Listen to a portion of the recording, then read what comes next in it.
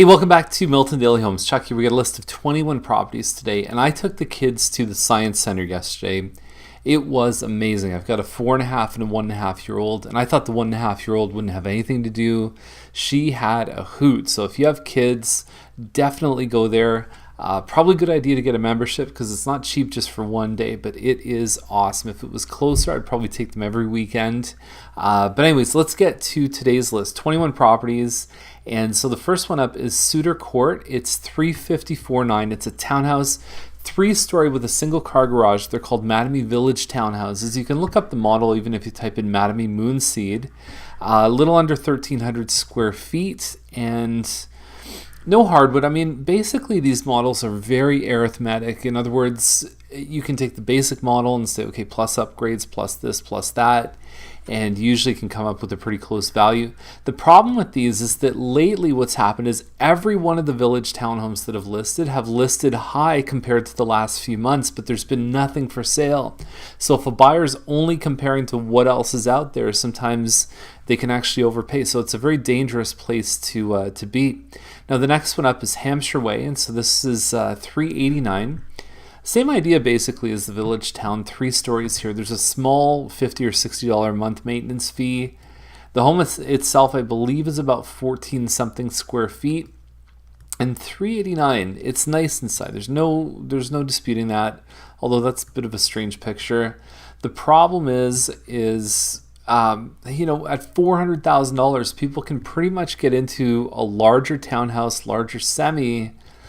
I don't know if I see the value in something like this. Maybe not having a yard is a good thing, but I feel like the price, I understand maybe what they paid from the builder or whatever else, but it has to be relatable to what else is out there. Even something like this on Pettigrew, completely different older house, not that far off in terms of area, but you've got one room plus you've got your kitchen. Home itself is probably about, I would guess, about 1,500 square feet or so.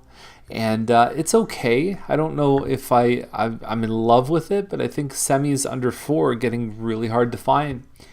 Lansborough's at 424. It's a 4-bedroom, and I hope they didn't pay extra for the staging and photography because this is brutal. This is one of the worst displays of showcasing a listing I've seen in quite a long time. Next one up is Vanier. It's at 429. And so it's functionally a detached home, which is how they've listed it. Some agents will actually list it correctly as a link property, which means that it's joined usually by the foundation. The other thing that people ask us all the time is, I want a double car garage. And I say, okay, do you really want a double, or do you just not want to have to play the switcheroo game with your cars? And so something like this single car garage with 2 cars side by side can be a very positive thing. 43 by 102. And it looks like it's been kept pretty well. It looks like there's a ton of space in the kitchen. So if you like to cook, I can see 1, 2, 3, 4 pot drawers. It looks like they've done the finishes pretty well. That's a pretty tight room because that's probably like a double bed, and then you've just got a little bit of space. Sometimes the photos can really mess that up too. And it's a pretty, I believe this part of Vanier is a pretty quiet place. Okay, so we've got Donovan Heights here at 459. I don't know the model. It's hard to tell from the photographs, but it's a Heathwood home. It's got some hardwood floors, it's got some upgrades. I don't know if the photos really demonstrate the best properties about this home. It probably looks like it's about 1,700 square feet, 459. I think there's better value out there. Robson is 479. It's a 3-bedroom Lindsay model, and so they've put new carpet in. I think if they were going to put new carpet, they probably would have wanted to do hardwood flooring. The problem is doing a hardwood staircase can be very expensive. Freshly painted and so on. The kitchen's a little bit plain. We have seen models that have actually come out. I would say like there was the one on Watson that was, I think, 460 something. Slightly bigger than this, a little bit more upgraded with some hardwood floors and so on. So I think they're shooting a bit high. Robson's a very nice street because it's extremely quiet. Now Menifee is 489. It's a townhouse. It backs onto basically a pond.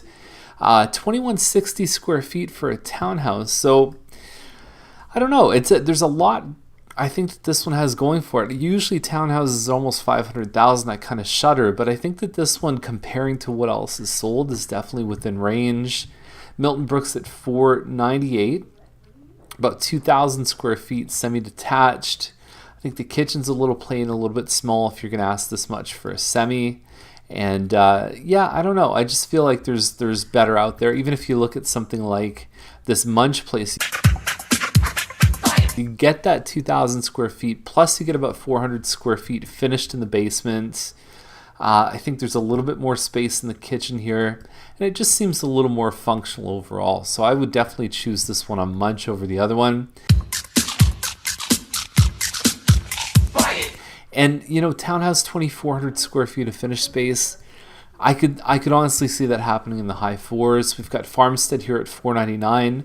You can switch to something like this. Go fully detached versus a townhouse. And this looks like a honeysuckle, but the photos are very hard to follow here. And it looks like some nice upgrades in the kitchen. Same thing here. I hope the owners didn't pay for any kind of bonus for the virtual tour of the photos, because they're pretty bad. And yeah, if it's about 1,800 square feet, I'd be surprised if they hit that 499. Glebe Terrace to me looks like one of the plan models. It looks like one of the ones that's closer to 2,000 square feet. I don't have any other information beyond that. This is granite countertops, but that's all I can see. So Guelph line is 535. You're talking about 5 acres here. Plus you've got sand ring, paddock, some of those other things. And smart, because I think a lot of agents in the country just wait for the buyers to do their inspection. They have a pre-listing inspection available. There's no garage here. Oil heating, it's obviously on well and septic and all the rest of it. So 535, let's see what happens for 5 acres. That's not too bad at all. Even if you assume that the house isn't worth anything, 100,000 per acre, including all the other stuff, is probably not that unreasonable. So 564 gets you this one here on Tilt Place, and it's a Conway model. I think it's about 2,200 square feet. And so the main floor, this is actually the second floor family room. So as far as I can tell, the main floor is basically this space here, which is a little bit tricky because how do you define the space? You've got a little bit of a 1-2 seater plus a dining room plus the kitchen. That's where you do most of your hanging out upstairs. And then they've got hardwood on the second level.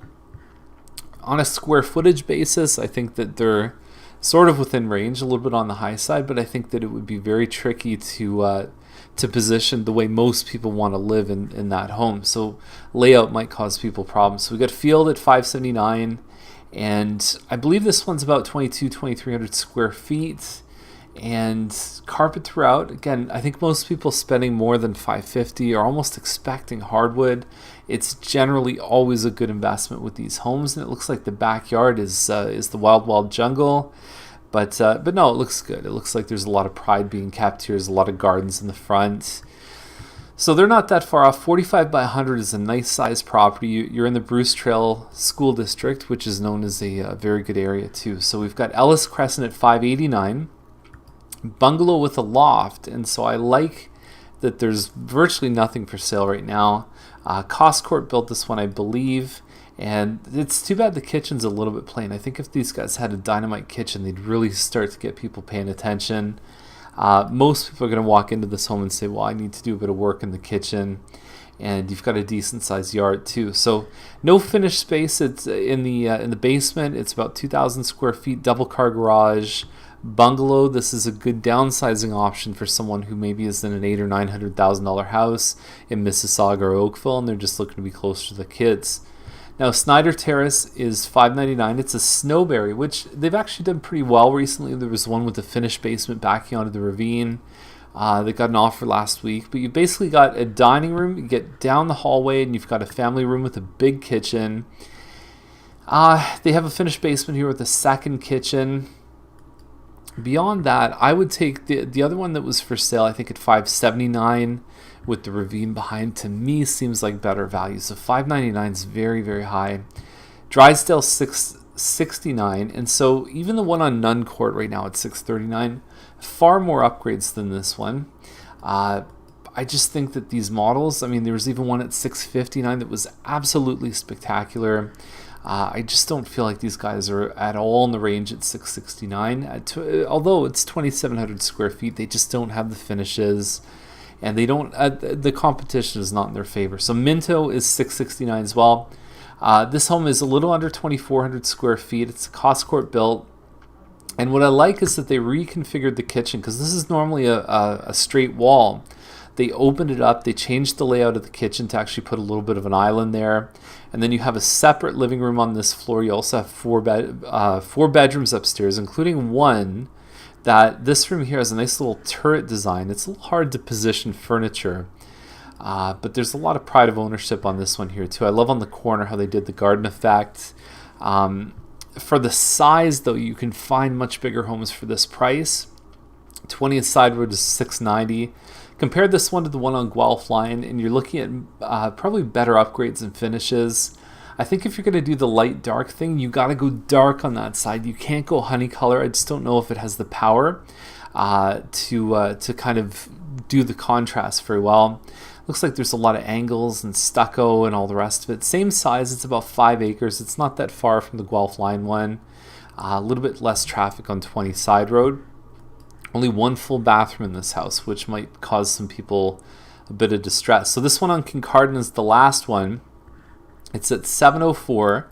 And I looked at this and I thought, wow, that kind of looks like a wood lily. And the problem is that they say it's 2,900 square feet. If you check the virtual tour, it's a wood lily corner, 2661. So they missed the square footage by almost 10%, which to me is unbelievable. It's just, that shouldn't even be allowed. Hand slap somewhere along the line. And if you go through the pictures here, it is a nice home. I'd be very surprised if they got anywhere near the 704.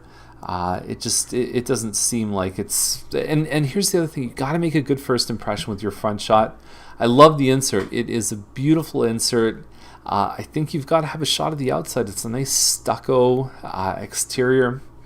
Anyways, this one is just a bit of a mess, especially the square footage. I understand agents all the time put the wrong square footage, so be very, very careful. Do your diligence, do your homework, and hopefully have someone who really knows the area that's helping you with the listing. So have a great day, and we'll see you tomorrow with more Milton Daily Homes.